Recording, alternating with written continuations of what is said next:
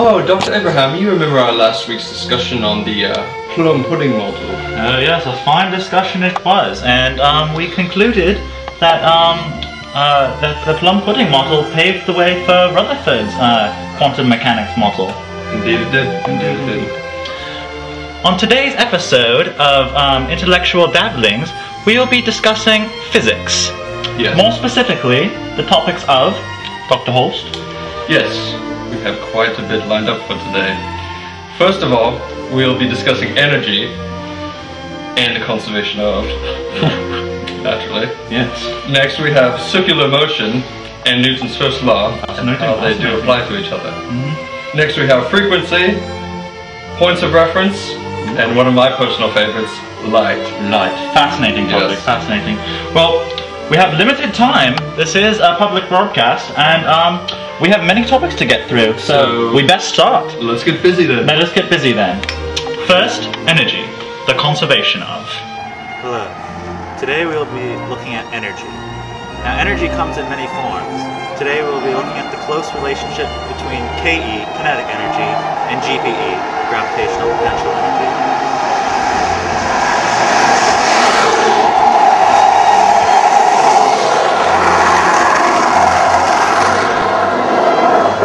Now as my close friends and associates, Dr. Reichwein, Dr. Jonnys, and Dr. Holst just displayed,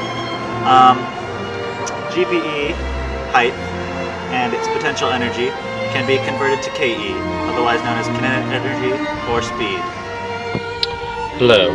Now today, Dr. Holst has so kindly volunteered to demonstrate how GPE can rapidly be converted to KE.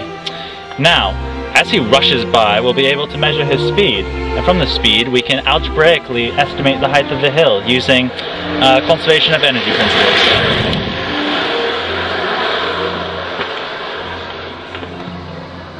That Dr. Holst is a wild one. Well, Dr. Holst, I must say I've never seen you move so quickly. Well, Dr. Abraham, it was quite a thrill, but you know what I say, anything for science. Anything for science. And wine. Are you in the mood? Yes, I was thinking of something rather dark with some red. I know just the wine. Alright, Barnaby, will you bring us 2 Cabernet Sauvignons, please? Should that be our sirs? Oh yes, quite. Thank you. You are excused, Barnaby. Oh, fantastic. Great year, great year. Yes. And next, circular motion. Our next example is one of circular motion. You see, as I gain inertia around the ball, I will be thrust towards this wall, but I will not collide with the wall. Because of the angle of the wall, I will be thrust upward, and my inertia will keep me pressed safely against the wall, so I will not fall to the depths.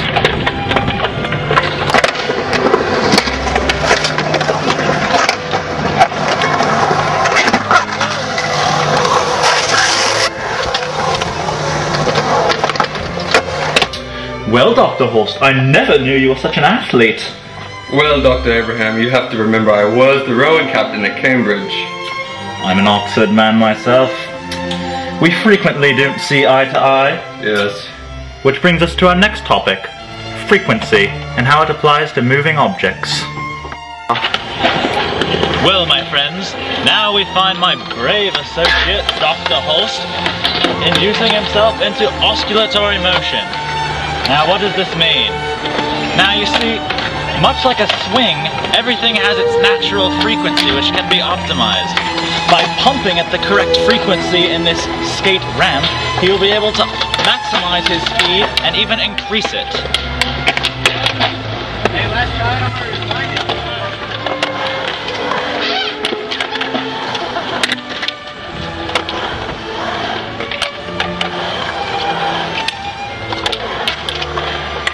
Notice how he bends his knees ever so slightly at just the exact points.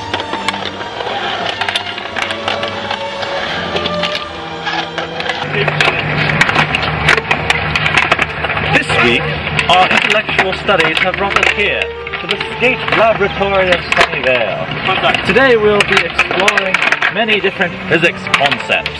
In context. In context, indeed, Dr. Holst. Now, what was it that kept Dr. Holst in the air? Was it his good looks or his intellect? No, it was Dr. Holst's inertia. You see, he came towards the ramp with a great amount of speed, and that speed carried through, even while he was airborne. Now, Dr. Holst, we can both agree that you were traveling up the side of the ramp, correct? Yes, that's correct. Well, if I was sideways, and I was looking at you traveling up the ramp, would you not be traveling horizontally? Oh, well, I suppose I would be. Now, what could we call that shift in perspective? Perhaps we could associate it as a change in one's point of reference. Well, this is a fascinating concept. I think there's a discussion to be had here. Indeed. Dr. Holst, what are you doing? Dr. Abraham, what am I doing? It appears as if you are upside down. Why, I was about to say the same thing to you, Dr. Holst. Well, shall we test it? Let us. Aha! Now this definitively proves that I, in the Earth's frame of reference, are right side up, and you are upside down. What did you say? Now, Dr. Holst, in your last demonstration, I noticed you are holding a prism. Why is this? Well, Dr. Abraham, I've been waiting for this part of the episode the whole evening. This brings me to my favorite concept in physics, light. It is a very interesting concept. Quite fine. Yes. No one can quite explain it very thoroughly. It's very puzzling, yet it is found in all corners of the universe. And quite an enigma. It is definitely worth a discussion. Yes. It is a fine day, Dr. Abraham. Just look at the sun. Now, we mustn't look at the sun directly, Dr. Holst. In fact, it is quite dangerous. Do you know why? I believe so, but could you clarify? I could clarify. Thank you. You see, now on the sun, there are billions of fusion reactions every day. Reactions so powerful that the explosions of which keep the sun from imploding upon itself through its sheer weight and gravity. Yes, and we experience the energy from these explosions as heat and light. Heat and light, both, yes. Now you see, white light is emitted from the sun. Perhaps you could explain to our lovely viewers how colors are derived from this. Yes, well, we can see these colors using this prism. See, what the prism does is it separates the sun's light into different frequencies. Different frequencies, yes. And we perceive these as different colors. Yes. Such as the colors of the rainbow. Yes. Beautiful. Beautiful, yes.